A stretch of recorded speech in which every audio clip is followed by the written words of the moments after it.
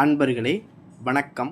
நாம் இன்னைக்கு வீடியோ பதிவில் எதை பற்றின தகவலை பார்க்க போகிறோம் அப்படின்னு பார்த்தீங்கன்னா, அதாவது நம்ம வசிக்கக்கூடிய வீட்டிற்கோ இல்லை நம்ம இருக்கக்கூடிய இடத்திற்கோ தெய்வ சக்திகளை வரவழைக்க முடியுமா அப்படின்னா கண்டிப்பாக முடியும். இதற்குனே பிரத்யேகமான மந்திரங்கள் இருக்குது. அந்த மந்திரம் தான் ஆகர்ஷண மந்திரம். சரிங்களா? இந்த ஆகர்ஷண மந்திரத்தை பயன்படுத்தி எப்பேற்பட்ட தெய்வங்களையும், இல்லை உங்களுக்கு பிடித்த குலதெய்வமாக இருக்கட்டும், இல்லை இஷ்ட தெய்வமாக இருக்கட்டும், இல்லை ஒரு சில பேர்கள் என்ன செய்வாங்கன்னா, தாம் விரும்பக்கூடிய பெண்ணோ இல்லை ஆணோ சில பேர்கள்லாம் கணவன் மனைவி வீட்டை விட்டு ஓடி போயிருப்பாங்க, பிரிஞ்சிருப்பாங்க. சரிங்களா? சில பேர்கள் வீட்டில் இந்த குழந்தைகள் காதல் திருமணம் பண்ணி ஓடி போயிருப்பாங்க. சரிங்களா? அதுபோல் விஷயங்களையும் நம்ம வர வைக்க முடியும். சரிங்களா? ஆகர்ஷணம் அப்படின்னா என்னென்னா இழுக்கப்படுறது அப்படிங்கிறது அர்த்தம். சரிங்களா? இந்த மந்திரத்தை பயன்படுத்தி தெய்வ சக்தியையும் இல்லை குலதெய்வத்தையுமே இருக்கக்கூடிய இடத்துக்கு நம்ம அழைக்க முடியும். சரிங்களா? இது தெய்வத்தை மட்டும் கிடையாது, நம்ம கணவன் மனைவி வீட்டை விட்டு போயிருந்தாலும் அவங்கள வீட்டுக்கு திரும்ப வர வைக்கிறதுக்கும் இந்த மந்திரத்தை பயன்படுத்தலாம். சரிங்களா? அதே போல் இந்த மந்திரத்தை எப்படி பயன்படுத்துறது அப்படின்னு பார்த்தீங்கன்னா, இந்த மந்திரத்தை ஒரு தெய்வத்தையோ இல்லை உங்களுடைய வணங்கக்கூடிய இஷ்ட தெய்வத்தையோ இல்லை குல தெய்வத்தையோ நீங்கள் வரவழைக்கணும் அப்படின்னு நீங்கள் நினச்சிங்க அப்படின்னா, எந்த தெய்வத்தை நீங்கள் வரவழைக்கணுமோ அந்த தெய்வத்தை மனசில் நிலைநிறுத்தி இந்த மந்திரத்தை நம்ம பிரயோகம் செஞ்சோம் அப்படின்னா அந்த தெய்வம் அந்த இடத்திற்கு வரும். சரிங்களா? இதை தான் ஆகர்ஷணம் அப்படின்னு சொல்கிறோம். சரிங்களா? இந்த மந்திரங்களை நம்ம பிரயோகம் பண்ணும்போது அந்த சக்தியை நீங்கள் இருந்து மந்திரம் சொல்லக்கூடிய அந்த இடத்துக்கு நோக்கி இழுக்கப்படும். சரிங்களா? இந்த மந்திரத்தை தான் ஆகர்ஷண மந்திரம் அப்படின்னு சொல்லுவாங்க. சரிங்களா? இந்த மந்திரத்தை பொறுத்த வரைக்கும் பார்த்தீங்கன்னா இது ஒரு ஆயுதம் போல். சரிங்களா? அந்த ஆயுதம் யார் கையில் இருக்குது அப்படிங்கிறத பொறுத்து அது நன்மைக்கு பயன்படுமா இல்லை அது தீமைக்கு பயன்படுமா அப்படிங்கிறது ஒரு விஷயமாக உருவாக்கும். சரிங்களா? ஏன் அப்படின்னா நல்ல வெங்கையில் அந்த கத்தி இருந்துச்சு, ஒரு ஆயுதம் இருந்துச்சு அப்படின்னா அது நல்லதுக்கு பயன்படுத்துவான். இதேது ஒரு கெட்ட வெங்கையில் அந்த கத்தி இருந்துச்சு அப்படின்னா அது அவனுடைய சுயநலத்துக்காக எல்லாத்தையும் அழிக்கிறதுக்கு அந்த ஆயுதத்தை பயன்படுத்துவான். அதனால தான் இந்த மந்திரத்தை கையில் இருக்கிறவனை பொறுத்து இந்த மந்திரம் நல்லதுக்கு பயன்படுத்தலாமா இல்லை தீமைக்கு பயன்படுத்தலாமாங்கிறது அது அவனுடைய மனநிலையை பொறுத்து தான் இருக்கும். சரிங்களா? அதாவது இந்த மந்திரத்தை பார்த்திங்கன்னா நம்ம இருக்கக்கூடிய இடத்துக்கு தெய்வ சக்திகளையோ இல்லை எந்த சக்திகளையும் அழைக்கக்கூடிய ஒரு மந்திர வித்தை தான். சரிங்களா? இந்த மந்திரத்தை பார்த்திங்கன்னா சும்மாலாம் எப்போதும்லாம் எல்லாருமே பிரயோகம் பண்ணக்கூடாது. சரிங்களா?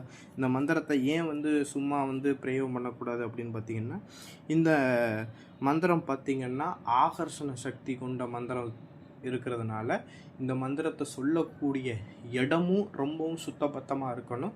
இந்த மந்திரத்தை பிரயோகம் பண்ணக்கூடிய அந்த நபரும் ரொம்பவும் சுத்தபத்தமாக இருக்கணும். சரிங்களா? அப்போத்தான் இந்த மந்திரம் நம்மளுக்கு முழு பலனை தரும். இந்த மந்திரத்தினால நம்மளுக்கு எந்த ஒரு பின்விளைவும் வராது. சரிங்களா? இந்த மந்திரத்தை பார்த்திங்கன்னா ஆண் பெண் எல்லாருமே இந்த மந்திரத்தை பிரயோகம் பண்ணலாம். அதே போல் பெண்கள் தீட்டு கட்டங்களில் இந்த மந்திரங்களை பிரயோகம் பண்ண வேணாம்.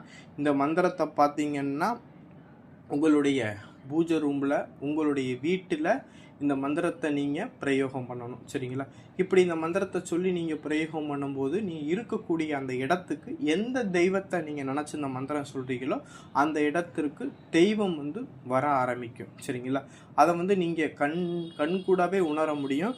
அதே போல் உங்களுடைய எந்த தெய்வத்தை நீங்கள் அழைக்கன்னு நினைக்கிறீங்களோ அந்த தெய்வத்தினுடைய ஃபோட்டோ படமோ இல்லை அந்த தெய்வத்துடைய உருவப்படத்தை நீங்கள் வச்சு நீங்கள் என்ன செய்யலாம், அதற்கு பிடித்த மாலைகளை நீங்கள் போட்டு அந்த தெய்வத்துக்கு பார்த்திங்கன்னா ஒரு மண் அகல்வழக்கில் நெய் தீபம் ஒன்று ஏற்றி வச்சுருங்க. அந்த தெய்வத்திற்கு ஒரு தேங்காய், வாழைப்பழம், வெற்றிலை, பாக்கு, பூ, பழம், தேங்காய் இதெல்லாம் வச்சுருங்க. வச்சுட்டு ஒரு செம்பில் பசும் பால் ஒன்று வச்சுருங்க. இளநீர் கண்ணு புத்து வைங்க. அதே போல் உங்கள் தெய்வத்திற்கு என்ன படையல் பிடிக்குமோ அந்த படையலை ஒரு வாழை இலையில் விரித்து அந்த படையலையும் வைங்க. அதே போல் சைவத்தில் பிடிக்கும் அப்படின்னா சைவ படையல் வைங்க, அசைவத்தில் பிடிக்கும் அப்படின்னா அசைவ படையல் போட்டு நீங்கள் என்ன செய்யுங்கன்னா அந்த தெய்வத்துக்கு பிடித்தமான படையல்களை போட்டு இந்த ஆகர்ஷண மந்திரத்தை நம்ம அழைச்சோம் அப்படின்னா அந்த தெய்வம் வெகு சீக்கிரத்தில் நம்மளுக்கு வீட்டுக்குள்ளே வரும். சரிங்களா? அதே போல் இந்த மந்திரத்தை எந்த திசை நோக்கி நம்ம ஜெபம் பண்ணலாம் அப்படின்னு பார்த்தீங்கன்னா, வடக்கு திசை நோக்கி ஜெபம் பண்ணலாம். இல்லை அப்படின்னா உங்களுடைய இது தெய்வம் எந்த திசையை நோக்கி அமர்ந்திருக்கு அப்படிங்கிறத பார்த்து அந்த திசையை நோக்கி அமர்ந்து நீங்கள் மந்திரம் ஜபம் பண்ணலாம். சரிங்களா? நீங்கள் பார்த்தீங்கன்னா தெய்வ சக்தி அந்த மந்திரத்தை நீங்கள் ஜபம் பண்ணும்போது தெய்வ சக்தி அந்த இடத்துக்குள்ளே உங்கள் வீட்டுக்குள்ளே வந்துருச்சு அப்படின்னா என்ன மாதிரி அறிகுறிகள்லாம் இருக்கும் அப்படின்னு வச்சுக்கோங்க. அந்த தெய்வ சக்தி என்ன செய்யும், முதல்ல கனவு ரீதியாக உங்களை தொடர்பு கொண்டு பேச முயற்சிக்கும். சரிங்களா? உங்கள்கிட்ட முதல்ல இந்த மந்திரத்தை சொல்லி அழைக்கும் போது உங்கள்கிட்ட அந்த தெய்வம் தொடர்பு கொள்ள முயற்சிக்கும். கொஞ்சம் கொஞ்சமாக உங்கள்கிட்ட பேசும். கனவு ரீதியாகவே டெய்லி உங்கள்கிட்ட பேச ஆரம்பிக்கும். அடுத்தது பார்த்தீங்கன்னா, நீங்கள் பூஜை செய்யக்கூடிய அந்த காலகட்டங்களில் பார்த்தீங்கன்னா கெவுளி சத்தம் விட்டுக்கிட்டே இருக்கும். அந்த மந்திர ஜபம் பண்ணும்போது கெவுளி சத்தம் விட்டுக்கிட்டே இருக்கும். அடுத்து பார்த்தீங்கன்னா, பூஜை செய்யக்கூடிய நபருக்கு வீட்டில் தெய்வம் நடமாடக்கூடிய ஒரு உணர்வுகளை நீங்கள் விஷயங்களை உணர முடியும். அது பூஜை செய்யக்கூடியவங்களால மட்டும்தான் அதை உணர முடியும். சரிங்களா? இந்த 3 விஷயத்தை வச்சு நம்ம என்ன செஞ்சிடலாம், தெய்வம் வீட்டுக்குள்ளே வந்துருச்சு அப்படிங்கிறத 100% உறுதிப்படுத்திக்கிறலாம். சரிங்களா? இந்த பூஜையை பார்த்தீங்கன்னா எந்த நாளில் ஆரம்பிக்கலாம் அப்படின்னு பார்த்தீங்கன்னா, வளர்பிறையில் வரக்கூடிய வெள்ளிக்கிழமையோ இல்லை ஞாயிற்றுக்கிழமையோ ஆரம்பிக்கலாம். இதே இது குலதெய்வமாக இருந்துச்சு, குலதெய்வத்தை நீங்கள் வீட்டுக்கு வரவழைக்கிறீங்க அப்படின்னா இதை அமாவாசை அன்னைக்குன்னு இந்த பூஜையை நீங்கள் ஆரம்பிக்கலாம். சரிங்களா? இதே போல் நாள்களை தேர்ந்தெடுத்துட்டு நான் சொன்ன முறையில் இந்த பூஜையை நீங்கள் பண்ணினாலே போதும். இந்த பூஜையை பார்த்தீங்கன்னா மொத்தம் 15 நாட்கள் இந்த பூஜையை பண்ணணும். முதல் நாளும் கடைசி நாளும் மட்டும் படையல் போட்டு பூஜை ஆரம்பிங்க. மற்ற தினங்கள் நெய் விளக்கு மட்டும் வச்சு ஒரு டம்ளரில் தண்ணி மட்டும் வச்சு பூஜை பண்ணுங்க. சரிங்களா? சரி, இந்த தெய்வத்தை நம்ம வீட்டுக்கு அழைக்கிறதுனால என்னென்ன நன்மைகள் நம்மளுக்கு கிடைக்கும் அப்படின்னு பார்த்தீங்கன்னா, ஒரு சில பேர்கள் பார்த்தீங்கன்னா விழுந்து விழுந்து தெய்வங்களை கும்பிடுவாங்க. ஆனால் தெய்வங்கள்கிட்ட தொடர்பு கொள்ள முடியாது. சில பேர் தெய்வங்கள்கிட்ட பேசக்கூடிய அந்த விஷயங்கள் முடியாது. சில பேர்களுக்கு ரொம்ப ஆசையாக இருக்கும், நம்ம வணங்கக்கூடிய தெய்வங்கள் நம்மள்கிட்ட பேசணும், நம்மளை வழி நடத்தணும், நம்மளோட இருக்கணும், நம்ம கூட இருந்து நம்மளுக்கு நல்லது கெட்டது எல்லாத்தையும் சொல்லித்தரணும் அப்படிங்கிற மாதிரி நிறைய பேர்களுக்கு ஆசை இருக்கும். அது போல் ஆசை உள்ளவங்க இந்த மந்திரத்தை நீங்கள் பிரயோகம் பண்ணினீங்கனாவே போதும். எப்பேற்பட்ட தெய்வ சக்திகளை தொடர்பு கொண்டு அந்த தெய்வ சக்தி நம்மளை வழிகடத்த இருக்கும். அதே போல் ஒரு தெய்வம் வீட்டுக்குள்ளே வந்துருச்சு அப்படின்னா, சரிங்களா, ஒரு தெய்வம் வீட்டுக்குள்ளே வந்துருச்சு அப்படின்னா நம்ம வாழ்க்கையில் நடக்கக்கூடிய அனைத்து பிரச்சனைகளுக்குமே முதல்ல வழி கிடைக்க ஆரம்பிக்கும். சரிங்களா? ரெண்டாவது பார்த்தீங்கன்னா, நம்ம வீட்டில் உள்ள கடன் பிரச்சனை, சரிங்களா, தடைகள், பீடைகள், தருத்தினியங்கள், சில இதெல்லாம் என்னதான் சம்பாதிச்சாலும் அந்த காசு பணங்கள் கையில் நிற்காது. சரிங்களா? நோய் நொடினால ரொம்ப சிரமப்பட்டு போவாங்க.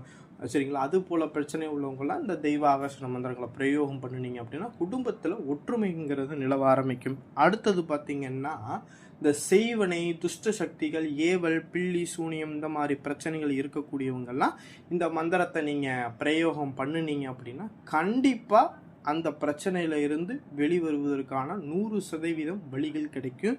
அடுத்தது பார்த்திங்கன்னா, இந்த தெய்வ சக்தியில் அழைச்சி இது பண்ணும்போது குறி சொல்லக்கூடிய சக்திகளுமே போக போக கிடைக்கும். சரிங்களா? இது போல் விஷயத்திற்காக இந்த தெய்வ ஆகர்ஷண மந்திரத்தையும் பயன்படுத்தலாம். அதுபோல் கணவன் மனைவி பிரிஞ்சு போயிட்டீங்க, நாங்கள் ஒற்றுமையாக இருந்தோம், ஒரு சில காரணங்கள்னால நாங்கள் பிரிஞ்சு போயிட்டோம் அப்படின்னு சொன்னீங்க அப்படின்னா அதற்கும் இந்த மந்திரத்தை நம்ம பயன்படுத்தி நம்ம என்ன செய்ய முடியும் அப்படின்னா பிரிஞ்சு போனவங்களை அந்த இடத்துக்கு நம்ம வர வைக்க முடியும். சரிங்க? இந்த ஆகர்ஷண மந்திரத்தை பயன்படுத்தி வர வைக்க முடியும்.